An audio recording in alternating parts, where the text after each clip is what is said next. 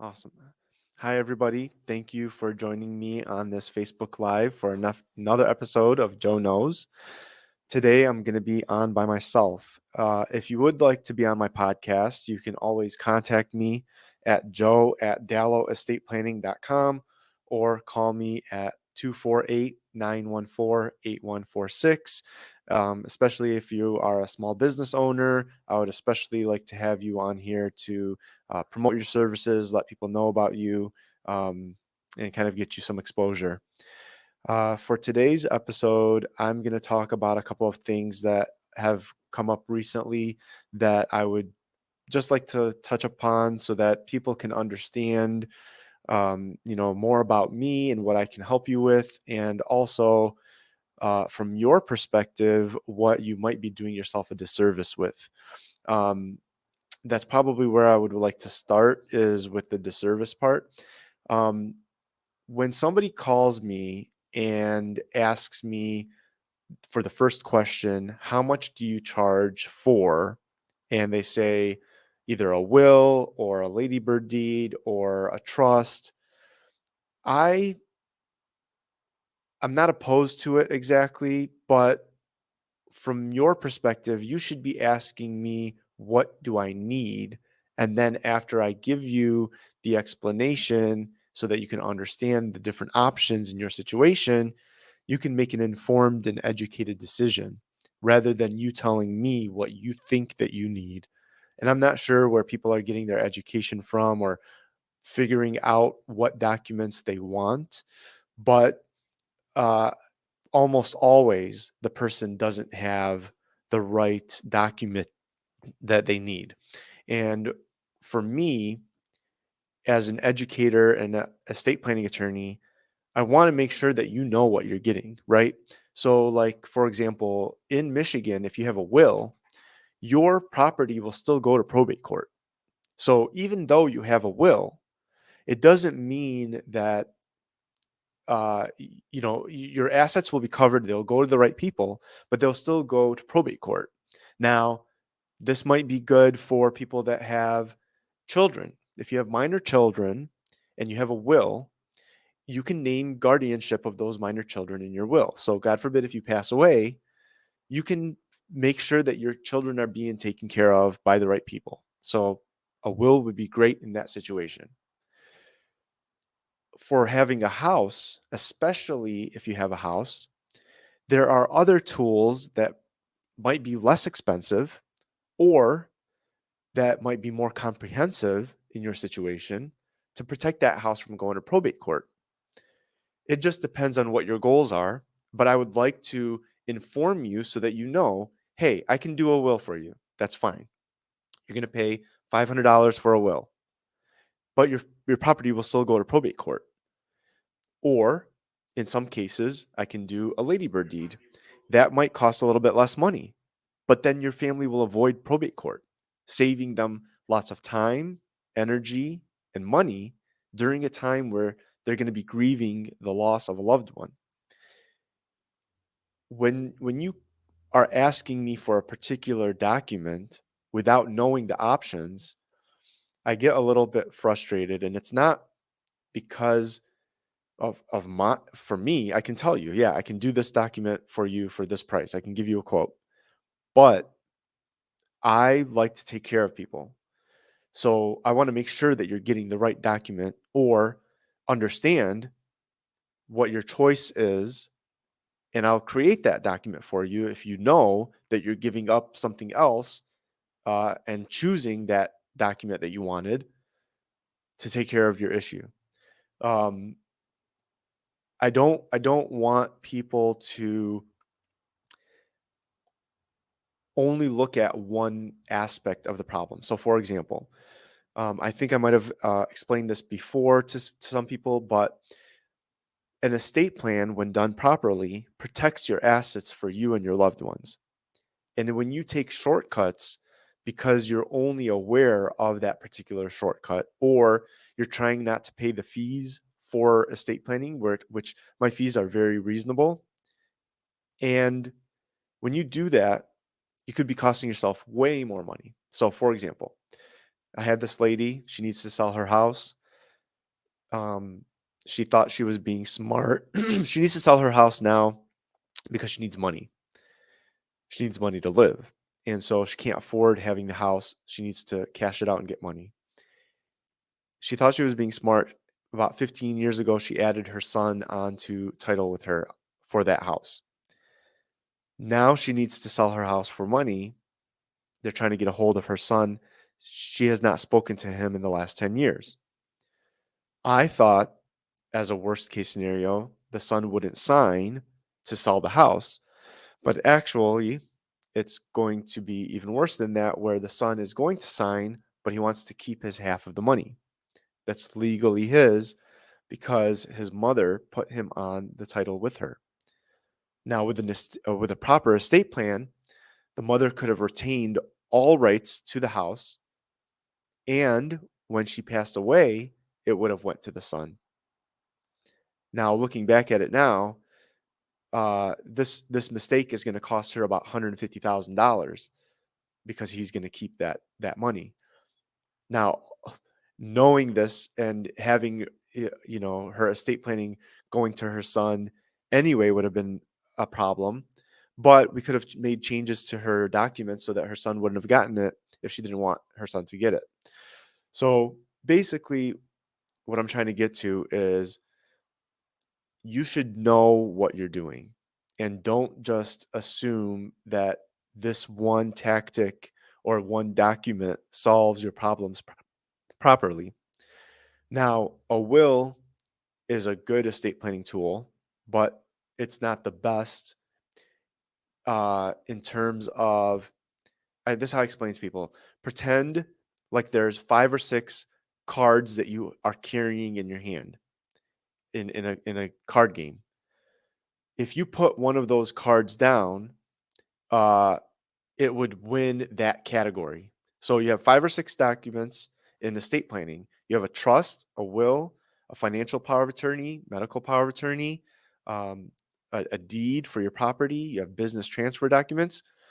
Each one of those is specifically used for and is the best tool for that aspect of your life, whether it's protecting your business, protecting your house, protecting your children, protecting you. If you ask me for only one of the documents, um, so I have somebody asking, what if you don't know what you're doing? Joe knows. That's the name of the show, okay? Go away, Fabian.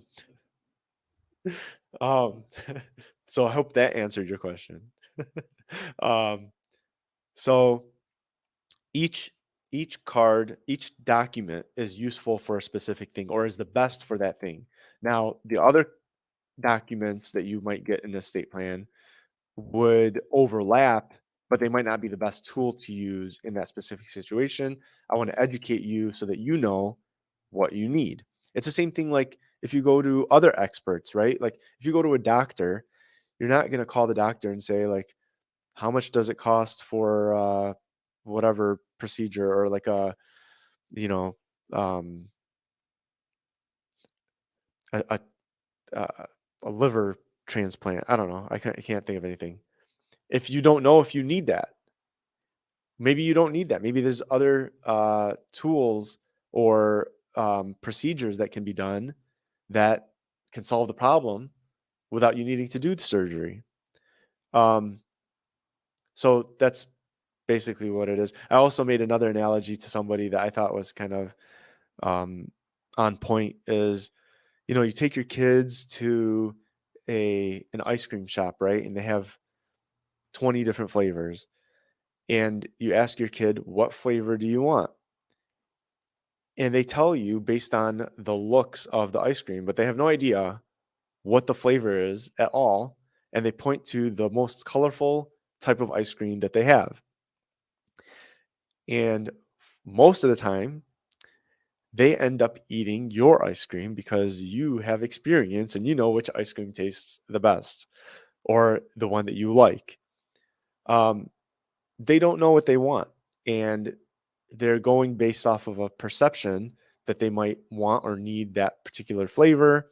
And in your situation with estate planning, um, you you're not sure what you need in your situation. So for me, when you come to me, I do a free consultation. I let you know what your options are. I let you know the costs of each option and what you're giving up if you choose that option. And whatever option that you choose after I notify you and educate you on that, I have no problem doing that. You want to do a will after you call me and I tell you, you might need a trust or you might need a deed or whatever, and you choose a will after I educate you, I'll do that. But I refuse to just take somebody's request for a specific document without me explaining what you're giving up, because I feel like I'll be doing you a disservice if I don't let you know that there's something out there that's more appropriate for your situation. Um, in some cases, I prefer a less expensive option because that solves your problems. So I'm not trying to upsell people to do the most expensive plan that I have. No, I choose a plan that's the most appropriate for your situation. If you don't own a house and all you have is minor children, you don't have any money in the bank, then you might want to do a will because it names guardians of your minor children. You don't really have that many assets. If you have a house, now that puts you in a new tier where I need to protect that house from going to probate court. It's going to cost your family way more money to go to probate court than protecting that house. So if you tell me if you have a house and you tell me you have a will, you want a will, I'm going to charge you to create a will, then your family is still going to go to probate court. I feel like you shouldn't have to do that when I can protect the house from going to probate court, and maybe you spend $1,000 or whatever to protect it from going to probate court. So you spend a little bit more upfront, but you save a lot of money and time and headache for your family in the future. Um, you That's part of the reason why I try to explain to people the difference between me and some other professionals that are in the fields that I'm in. I don't do this for the money. I do it to help people. And I know a lot of people say that, but honestly, I had 2 offers this week alone to leave all of the stuff that I do to make more money with 2 other individuals. And I don't think I'm going to do it. And other people will think I'm crazy for turning that down because, well, you can make more money. That's not my goal. Um, to give you a little bit more of a background is I have an electrical engineering degree. That's what I love doing probably the most, is tinkering with technology and um, learning about all the cool new computers and cars and stuff that comes out. That's what I love to do. I went to law school because at the time that I was graduating from engineering, everybody was getting fired. So I wanted more job stability. So I went to law school. And along the way, I picked up some more knowledge and some more licenses to help people out more because,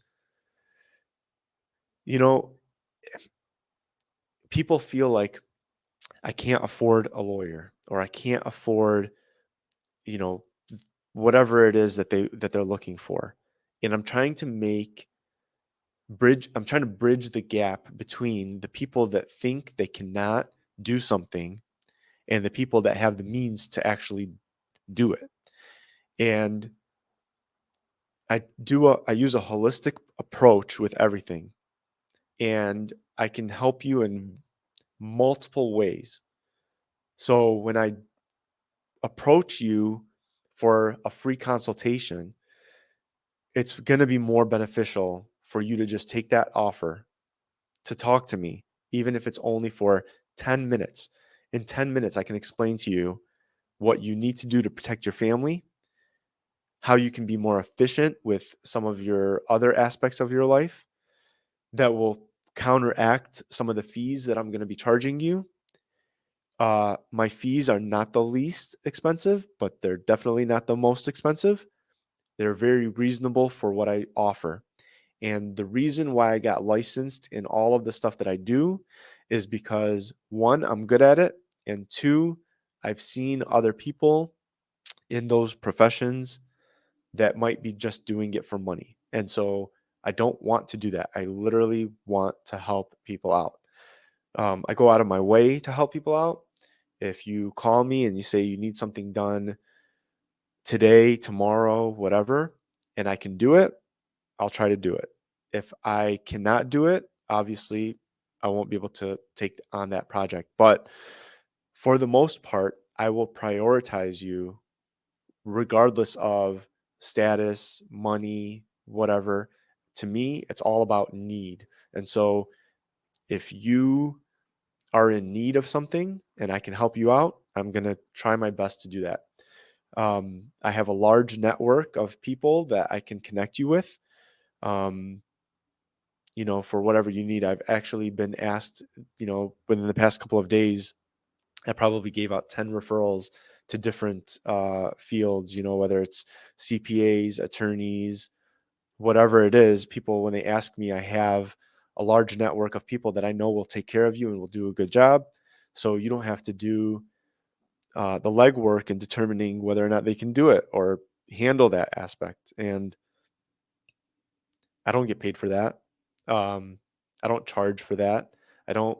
There's a lot of stuff that I do that I don't charge for. My clients, I feel like my clients appreciate that because one of my clients right now, she tried to use another service, another attorney for estate planning, and she felt like she was bothering him because he was ignoring her calls and not communicating with her, and she felt disrespected because it doesn't make you feel good. Um, yeah, so it doesn't make you feel good to be ignored, and I don't ignore people. So you can call me, text me, email me at any time, and I'll get back to you whenever I can, as soon as possible. Uh, I try to get back to people as soon as I can. If I'm busy, obviously, if I'm on a podcast or something, if I'm with a client, I give them my attention. But as soon as I'm done, I'll get back with you. And I don't charge for that. I don't charge for phone calls or, um, you know, putting you in connection with the right people or giving you suggestions on how you can benefit yourself. I only charge you for the stuff that I actually do, which is creating estate planning, and I have a couple other things that I can do for you as well. So I have a question: what days work better for you for free consultations? Most of the time, I'm going to be Monday through Thursday, 9 a.m. to 3 p.m. That's what I prefer to do. I do accommodate for people if you need a Saturday appointment or an afternoon or evening appointment. I will make accommodations, but I do try to respect my family time, and I would want to be with my kids and my family as much as possible. So if you have an availability during the days Monday through Thursday, um, Monday through Thursday, 9 a.m. to 3 p.m., that's preferred. But I can accommodate outside of those hours and those days if you need it. I have a question. Can I just use a will to transfer my assets? So, yes, technically, a will is a good blanket document that covers all of your assets. It's not the most economical overall because your family is going to spend money on probate court. So while a will would work to transfer all of your assets, in the long run, it's going to end up costing the most money. So um, depending on the assets, right? So if somebody has, once you own a property, whether it's your own home or you have rental properties or a business that has a property, or if you own a business, then you're looking more at a trust If you only have a house, you don't care about anything else, and you just want to make sure that your house goes to your adult children, then you can start looking at other real estate tools that will cost less money than a will and avoid probate court. So, you know, honestly, if you come to me, I'll tell you exactly what you need, and if it's in your best interest, that's what we're going to do. And I'm not pushy in any direction unless I know that you're choosing the wrong option. I try to convince you to choose the better option for you, which might be less expensive, just because it's in your best interest. That's the only reason. The ultimate goal is to be efficient with your money, get the right estate planning tools that you need for your goals, and to make the process efficient for you. So, uh, in order the process that somebody would go to get an estate plan, you schedule a consultation with me. Honestly, my consultations are for an hour, but I can let you know within 5 or 10 minutes what you need for your family, and then you can make a decision based on that. If you have questions, I can answer them during the consultation, or if you have questions that come up afterwards, you can always call me. Then after you choose to hire me, I'll send you a DocuSign contract that lists all the documents that I'm going to create for you and the price. You sign that, you make the payment, you can pay with credit card. I have payment options available for you. I don't want you to make a decision to push this off any longer. If if I had my wish, the day that you contact me, we would work on your estate plan. You don't know what's going to happen in the future. And so you could pass away the next day or 2 weeks from that or whatever. So when people call me and they say, I want to wait until I buy a house, I'm going to buy a house in 3 months. You don't know if that's going to happen or not. So to me, you pushing it off, first of all, your family's not protected for the other stuff, right? Like just because you bought a house or don't have a house, that doesn't have anything to do with guardianship of your minor children. So why don't you set up the plan knowing you're going to get a house so that when you do get the house, all you have to do is call me, give me the address, and I'll take care of it for you because we already know that you're buying a house. So, um, for me, I would want to create your estate plan today. And then when you get your house, we'll add the house to it. We'll add a business to it later on. So don't think that you have to wait until everything is complete for you to do an estate plan. You can set up your core documents and then you can add stuff to it as you go. You get a new business, we add it to the estate plan. You get a new property, we add it to the estate plan. You don't have to wait for those things to get everything else situated. Um, so then back to the process. So after you sign the DocuSign contract, you make the payment. You can pay with a credit card. There's payment options for um, doing multiple payments, so it's not all at one time. I have that option available also, because I want to make sure that you get your documents. So if you say I'm going to have the money in a month, well, you can do the payment option where you can pay over 3 or 4 months, and then that would make it easier for you to get your documents today, and you can make the payments over time.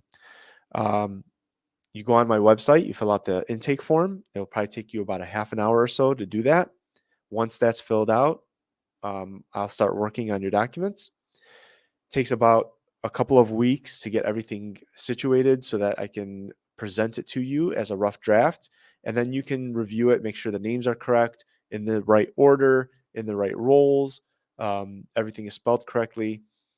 And once you feel comfortable with it, you can ask me whatever questions at that time. I'll explain to you what everything means. It's a lot of stuff. You're looking at between 150 to 250 pages most of the time when you get an estate plan, several documents. Um, Once you're comfortable with it, we'll schedule a signing date, and then you would go with the notary. It's all taken care of. You just have to go sign your documents, and then you're good to go.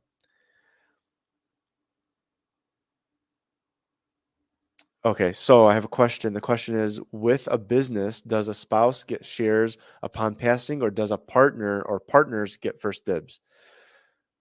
So this is a good question because when you create a business, you're supposed to have something called an operating agreement or bylaws that dictate what happens when somebody passes away. You know how many businesses do not have these documents? They do not have these documents in place. Then that causes problems because if you don't have the documents in place, there is no concrete written thing that tells you what's supposed to happen in that situation.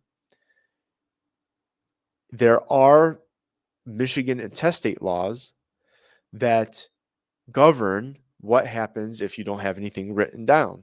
And so you're going to go by whatever the laws of the state of Michigan say at that time. So does it go to the spouse? Does it go to the partners? Based on the operating agreement or the bylaws, that's going to dictate what happens. Now, in those documents, usually they say either the partners have a first right of refusal where they can, or the option right of, they have an option to buy. So at that point, when somebody passes away, they can buy the other person out. They pay the family. They own 100% of the business. I create buy sell agreements. A buy sell agreement is um, where each partner has life insurance on the other partners, and so when the partner that passes away, when they do pass away, the life insurance will get paid out to the other remaining partners, and that's how they get the money to pay the family out, and they're forced to pay the family out based on this contract that says when this person passes away, you're forced to pay at whatever the fair market value is at that time, and they get the money from using life insurance. This way, you're not burdened when unexpectedly a key person from your business passes away. Now you have to run the business, figure out money, all the logistics, all that stuff. You have this contract and the money backed up by life insurance to be able to pay somebody to, first of all, buy the family out and then pay somebody to run the business for you if they're in a management position or whatnot. In some operating agreements or bylaws, they're going to allow you to transfer your shares through estate planning without consent. So they say, hey, we're 50-50 partners. You can do whatever you want with your 50%. You can transfer it to your wife. You can transfer it to your kids, whoever it is that you choose without my consent. You could just automatically do it, whatever. And then I have to accept that. In some other ones, they say, no, you need all of the other partners to sign off on this, right? So you have to tell us this is the person that's going to be taking over my shares. They're going to take over when I pass away or right now, depending on what you're trying to do. And then everybody has to sign off to allow that to happen. So that's where it gets a little bit more complicated for people that own businesses, where it gets a little bit more expensive because it just depends on what needs to be done, right? If I have to go through, if you own a business by yourself, I draft one document and we're good. If you own a business with multiple people, now I need to read all of these documents that you have to send to me to make sure that we're abiding by the rules of that document that governs your business. And then I might need signatures from all of your partners. If you have 3 or 4 partners, now I need them to get involved. I need them to sign documents. It's a little bit more involved when you own a business. But for people that don't own businesses, one of my pet peeves that people usually say is, I don't really have anything. And my first thing is, uh, you're alive. Who's going to take care of you if you're sick? You know, you, your life is worth something. Don't say I don't have anything. So that's the first thing. Second thing is, do you own a house? And so now you get triggered that you own a house, and right off the bat your family's going to have to go to probate court to get that house. So so like I said, you yourself, you need to protect yourself. If you're sick, who's going to take care of you? You have a house. Who's going to protect that from going to probate court? Who's going to receive the house when you pass away? Third of all, you might have children. If you have children, are they minors? Who's going to take care of them? If they're adults, do you have life insurance? If you have life insurance, you have $1 million policy, you have an 18-year-old kid, and you pass away, that money is going to get spent within 9 months. Spending it all in 9 months. That's the statistic is 70% of people, no matter what the amount of money is, will spend it within 9 months. So you want to protect your children, even though they're not children at that time, from themselves by putting in restrictions on when they can get some of their money.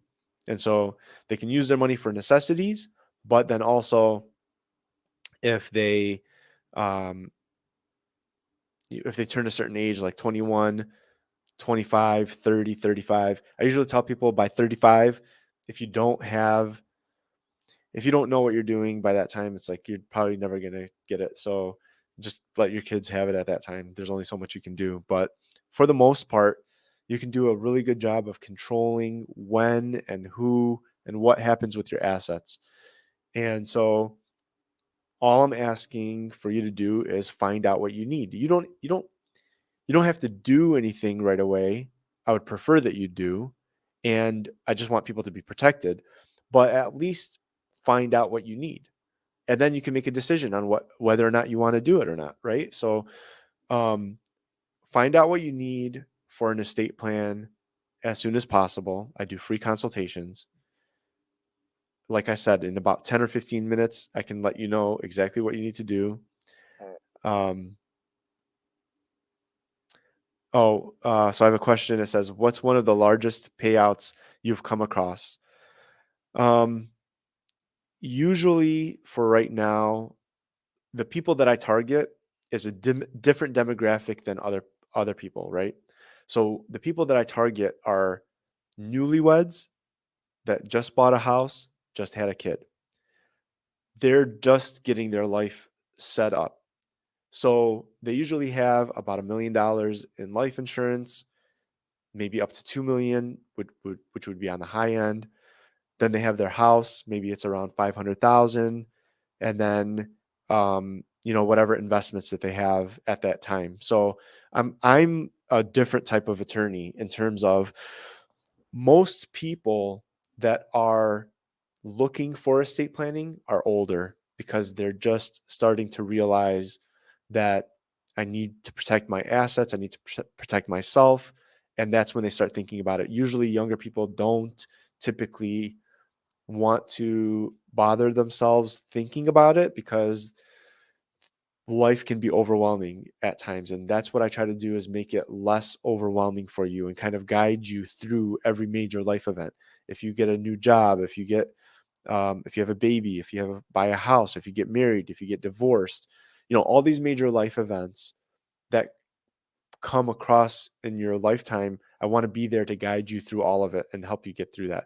So the most that my payouts would be about $3 million or so, split up between however many children or beneficiaries that they have. So that's the people that I'm trying to help out to get started, to get their documents done so that they don't have to um, worry about if something happens to them later on, they're already protected instead of waiting until you get all of your assets and then saying, I have a $10 million property or business or whatever, investments, 401k, and then now I'm ready to protect it. No, protect it now. And as things go, when you need more attention to your estate planning, we can address it and add it to your core documents because your core documents, you're probably not going to change them um, that often, if ever.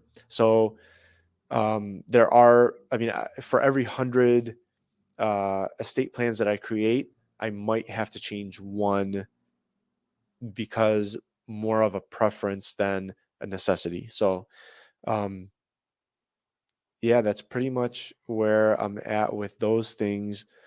Um, the process is very simple. You don't have to ever see me in person. I've made it pretty streamlined for you and me so that you get the quality that you need, and it's done quickly and efficiently, where you do. So for example, let's say you spend all the whole time, right? So you're going to spend an hour talking to me on the phone for a consultation, or via Zoom, or in person if you would like.